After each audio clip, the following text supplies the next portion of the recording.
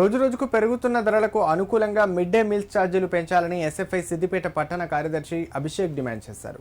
గత 8 సంవత్సరాలుగా పెండింగ్లో ఉన్న స్కాలర్షిప్ ఫీజు బకాయిలను ప్రభుత్వం విడుదల చేయడంతో విద్యార్థులతో పాటు యాజమాన్యాలు ఇబ్బందులు పడుతున్నారన్నారు. ఎస్ఎఫ్ఐ సిద్దిపేట పట్టణ కమిటీ ఆధ్వర్యంలో సిద్దిపేట ఎంఈఓ కార్యాలయం ఎదుట మిడ్ డే మీల్స్ ఛార్జీలు పెంచాలని డిమాండ్ చేస్తూ ధర్నా చేపట్టారు.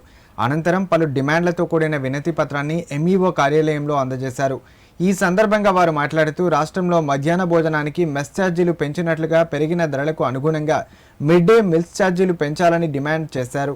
అలాగే గత 8 సంవత్సరాలుగా పెండింగ్లో ఉన్న స్కాలర్షిప్ ఫీజు రియంబర్స్మెంట్ బకాయిలు ప్రభుత్వం విడుదల చేయడం లేదని మండిపడ్డారు. ఇకనైనా పెండింగ్లో ఉన్న ఆ బకాయిలను తక్షణమే రిలీజ్ చేయాలని డిమాండ్ చేశారు. లేని పక్షంలో సిద్దిపేట పట్టణ కమిటీ ఆధ్వర్యంలో అనేక పోరాటాలు ఉద్యమాలు నిర్వహిస్తామని హెచ్చరించారు. స్థానిక ఎంఈఓ ఆఫీస్ ముందు ధర్నా చేయడం జరుగుతుంది. కారణం ఏంటిదంటే మన ధరలకు అనుకూలంగా మిడ్ డే మీల్ ఛార్జీలు వెంటనే పెంచాలని చెప్పేసి, అలానే పెండింగ్లో ఉన్న స్కాలర్షిప్లు ఫీజు రియంబర్స్ వెంటనే విడుదల చేయాలని చెప్పి ఈరోజు స్థానిక సిద్దిపేట పట్టణంలో ఉన్న స్థానిక ఎంఈఓ ఆఫీస్ ముందు ఎస్ఎఫ్ఐ సిద్దిపేట పట్టణ కమిటీ ఆధ్వర్యంలో ధర్నా చేయడం జరుగుతుంది.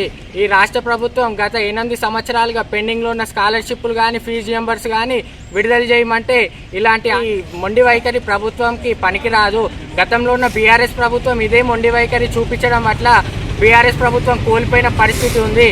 ఖబర్దార్ రేవంత్ రెడ్డి, వెంటనే విటమిన్ ఛార్జీలు ధరలకు అనుకూలంగా పెంచకపోతే రేపటి రోజున సిద్దిపేట పట్టణ కమిటీ ఆధ్వర్యంలో మీ ఎమ్మెల్యేలను కానీ మీ మంత్రులను కానీ మీ యొక్క ఎంపీలను కానీ స్వేచ్ఛగా తిరగనీయమని ఎస్ఎఫ్ఐ సిద్దిపేట కమిటీ తరఫున హెచ్చరిస్తున్నాం.